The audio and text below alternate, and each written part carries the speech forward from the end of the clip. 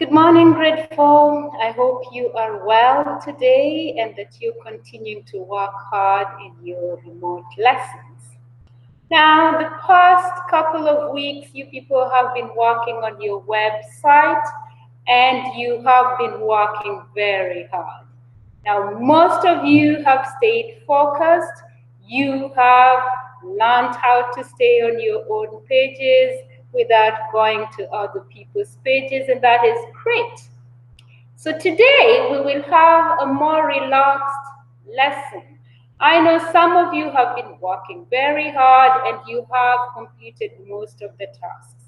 Today we will spend time to look at what tasks we each have pending from the previous week's tasks on our web pages. And then we're going to spend time formatting our web pages, improving the appearance of our web pages. We want our web pages to look nice. So we're going to give it some color, we're going to resize our pictures and all that. So let us look at what we are going to do today. Good. So as I said, today we are going to spend time improving on the appearance of our web pages. We're going to format our web pages. What does format mean? To format means to change how it looks. So we're going to change how our texts look, how our images look, so that our web pages look nice. So what should we do in formatting? So the skills for this lesson are only two. Remember, I said today I want us to have a more relaxed lesson. I want us to look back at our work, reflect on our work, look at what we need to improve on our web pages. And those who are behind, this is your opportunity to catch up. And it's your opportunity also to ask Ms. Board for help and to ask questions wherever you are stuck. So the first skill is to resize your images and pictures. Remember last time I said don't worry if your picture is too big because we will work on it in the next lesson. Then the second skill is to change the font type and the font color. Now you all know what fonts are. Fonts are what you type, the writings. So that means your tasks are three. The first task is to complete any pending tasks that you have. Remember, you're meant to create your web page. Then you're meant to write a description on your web page. Then you're meant to insert a sub-page and insert a picture on your sub-page and type a description for your pictures. What pictures do we put in our web pages? Only pictures of artifacts. Don't put any other picture because this website is our artifact website. So I will go to my example website so that I can demonstrate the two skills. So I created my web page, and my web page is called Maryboard, and my web page has a baby, what we call the sub page, and my sub page is called my artifacts. Now remember, our pictures of artifacts are coming in the sub page. But let's start from my web page, the mother, and let's see what we can change. We can change this handwriting, how it looks, my description. So what I do is I click, and when I click on it, when I click on my description, it gets the blue frame.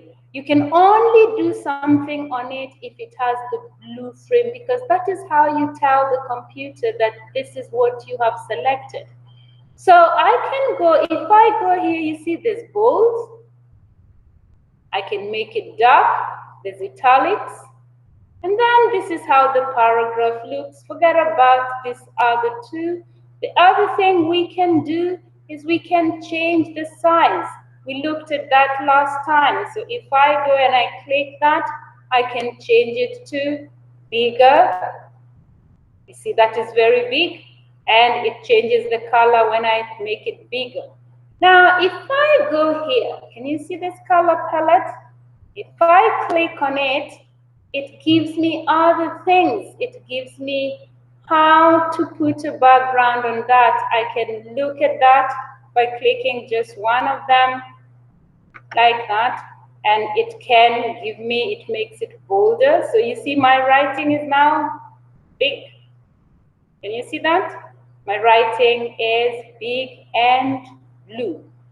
Now, let's now go to our sub-page where we have to change, to resize our pictures. So I'll go to board and I go to my artifacts.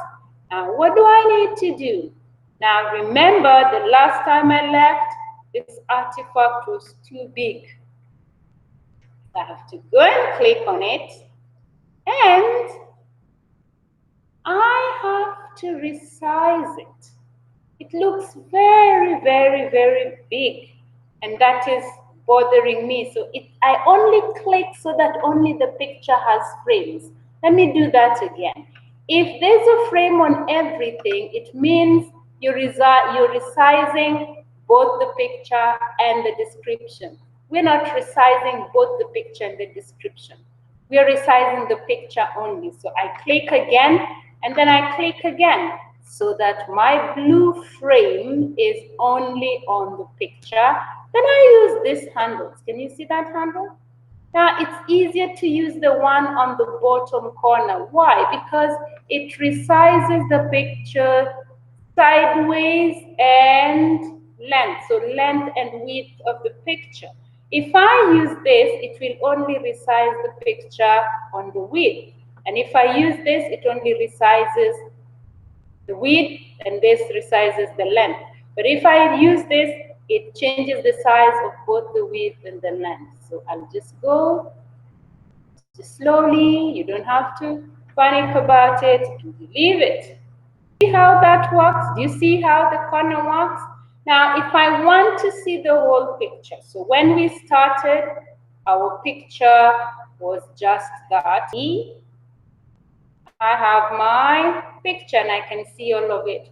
It doesn't matter, the bigger the picture, the better for you. But once you've made it big and you see the whole picture, you can now go back and make it now small. The picture will not disappear. The picture will remain.